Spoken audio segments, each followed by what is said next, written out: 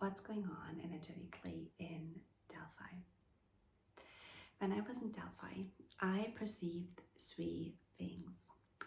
I saw there are large crystals in the ground. I also saw these black snakes in the ground that felt really harmful. And I perceived in the sacred cave up, I perceived these black dragonish kind of reptilian beings flying around that also felt extremely dark and harmful. And all of this actually has to do with the history of Delphi and the current energies there now. Now, historically, the landmass that Delphi is on is connected to one of our angelic human tribes, Tribe 5, with their Stargate in Rome, which is now controlled by the Vatican. And that tribe, actually the Ionians, they're connected to Italy, but also to Greece and to some of the islands. And this is really thousands and thousands, this is long time ago. But what we would do back then as angelic humans here, we would place these incredible large crystals underground, and actually Greece has many locations with sacred crystals. That's why Greece is also so famous for oracles. There's many oracle locations, but Delphi was one of the most powerful ones, because Delphi also has two fault lines, is an extremely active, energetically active site.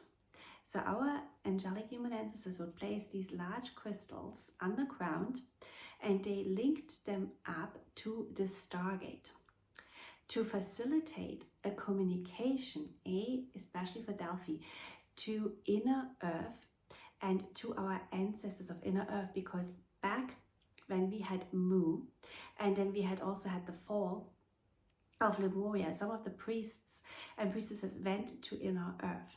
So they would communicate with the higher dimensional layers of inner Earth, but not just that. Through these crystals and the Stargate link, they would also communicate to our original planets in the 5th and 7th dimension, Tara and Gaia. And especially with Gaia, there's a lot of Gaian history recorded in Greek mythology, with the Hyperborean history and the history of the Titans in the mountains there, which links into the Hyperboreans. And the Hyperboreans are root rays from Gaia, from our initial planet. So our ancestors would literally then talk to our ancient ancestors to get guidance for knowledge around science. So this was an incredible, powerful, beautiful site, Greece. And what happens then is what happens to many of these really powerful sites on Earth. The same has happened to actually Central America, where you have the Mayan civilization, where they also have incredible powerful crystals in the ground that was also taken over later.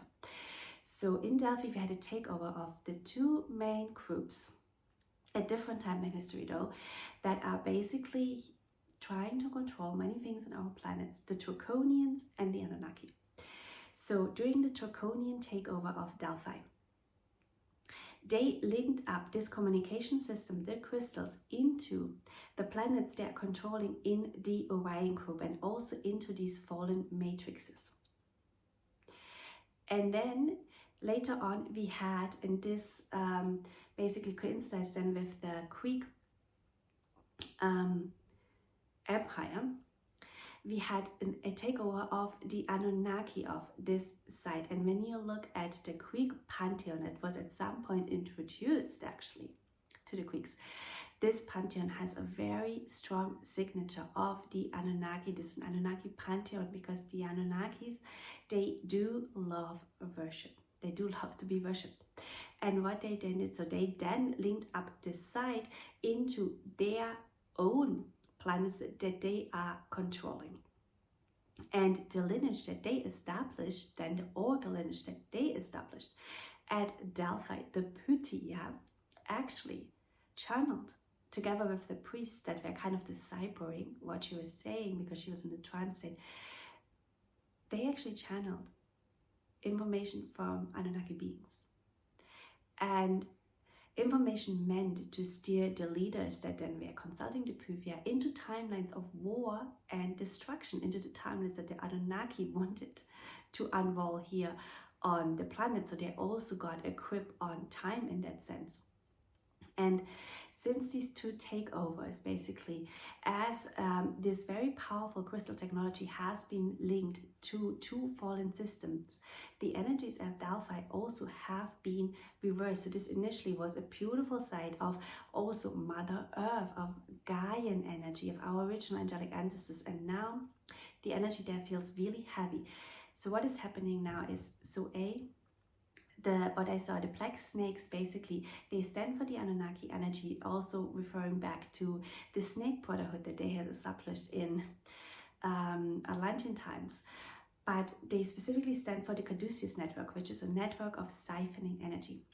They also stand for dark feminine, dark mother energies. Is quite a harmful energy there for the womb, actually, for the feminine. And even when you look at the Pythia lineage, she was not a free woman. She was not actually connecting to God.